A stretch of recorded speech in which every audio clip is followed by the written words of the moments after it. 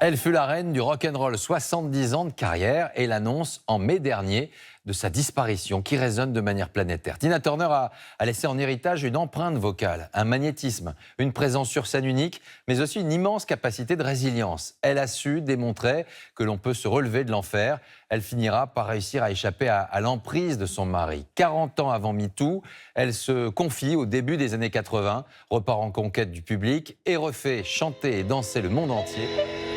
Déjà, Tina Turner, elle s'appelle pas Tina Turner. Quand elle naît, elle s'appelle Anna Mae Bullock. Elle est née au milieu des champs de coton, à Notbush, un petit bled du Tennessee. Le foyer, lui, est extrêmement violent. Ce sont des parents qui se disputent sans arrêt.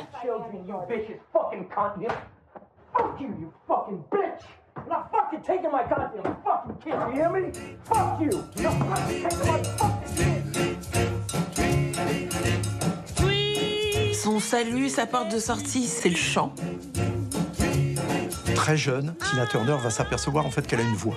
Et c'est le plaisir qu'elle y trouve, vraisemblablement, qui va la pousser à vouloir fréquenter des musiciens.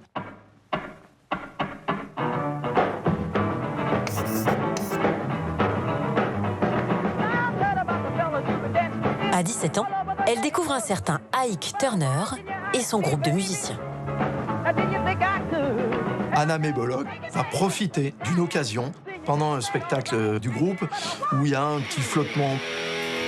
Elle va monter sur scène et prendre l'opportunité de chanter un morceau. Elle saisit le micro comme elle saisit son destin.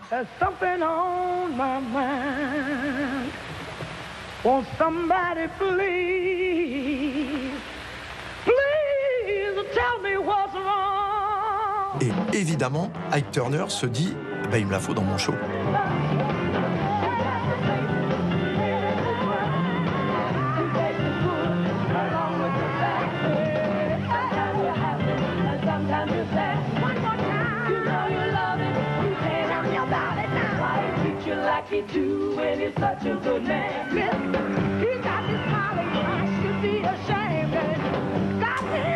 Il y a une phase de succès colossale qui s'ouvre devant eux.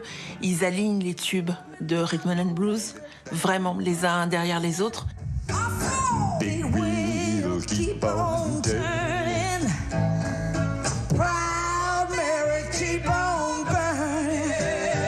And we're rolling, rolling, rolling, rolling, rolling on a river. Ike Turner à la guitare et puis avec sa voix profonde. Rolling, rolling, rolling low. Rolling on a river.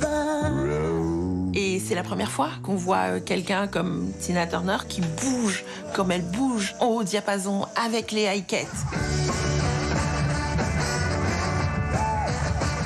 Et il y a le son aussi derrière. Tout se tient. Et ça, c'est quelque chose qui est nouveau. Big wheel keep on turning. Proud Mary keep on burning. Rolling, rolling, rolling on the river.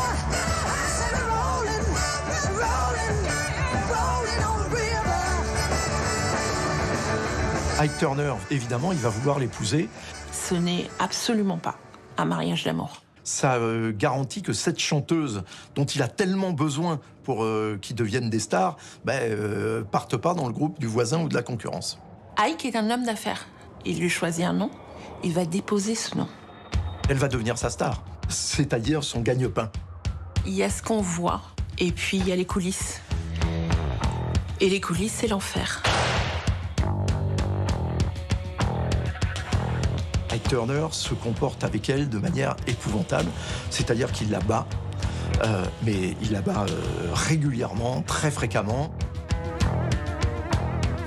Elle passait beaucoup de temps à dissimuler les bleus, les hématomes. Il lui est arrivé de chanter avec encore du sang dans la bouche. À aucun moment, il ne lui laisse la possibilité de lui échapper. Elle n'a pas d'argent. Par exemple, Tina, si elle veut aller s'acheter quelque chose, il faut qu'elle emprunte au hi-hat.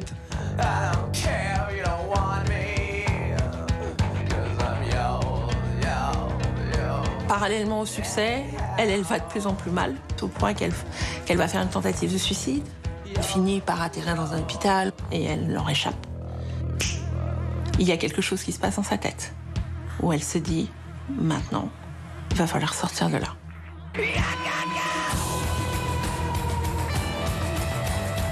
Et elle choisit ce soir de 1976 à Dallas. Elle suit le rituel qui est celui du concert, c'est-à-dire qu'elle lui sert un verre, elle lui masse les tempes, et puis elle lui dit « Fais une petite sieste avant le concert de ce soir, ça te fera du bien. Et pendant ce temps-là, moi je vais me préparer. » Ike n'y voit que du feu. Et en fait, elle prend son sac et elle s'en va, et elle a 36 cents sur elle. Elle court pour sa vie, quoi.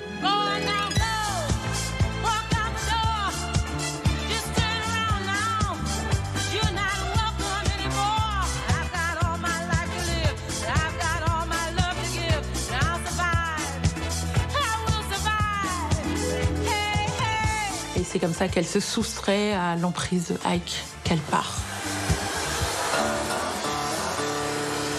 Elle va faire tous les petits boulots qu'elle peut trouver, de femme de ménage, serveuse. Et dans l'esprit de beaucoup de gens, à cette époque-là, Tina, sans Ike, c'est personne. Elle est en mode survie jusqu'au divorce, où, pour le coup, elle repart avec rien. Elle dit « La seule chose que je veux, c'est mon nom. » Disant ça, par contre, ça m'appartient.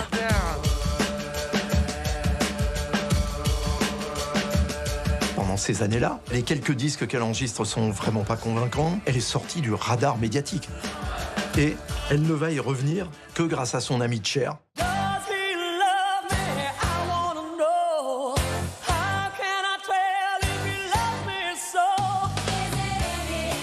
Cher comprend mieux que personne le parcours de Tina.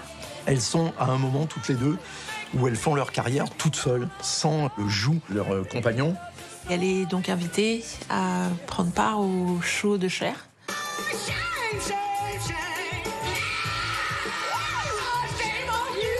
Et c'est son grand retour à la télévision.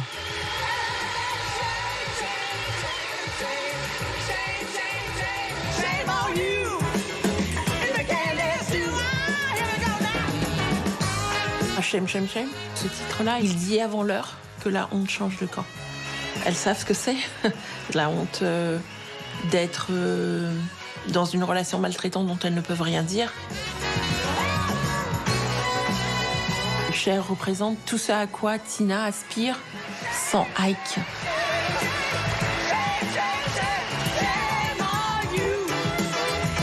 Le retour de Tina Turner, c'est une des plus grosses surprises des années 80. Là, elle va devenir complètement le personnage de la Tina Turner émancipée.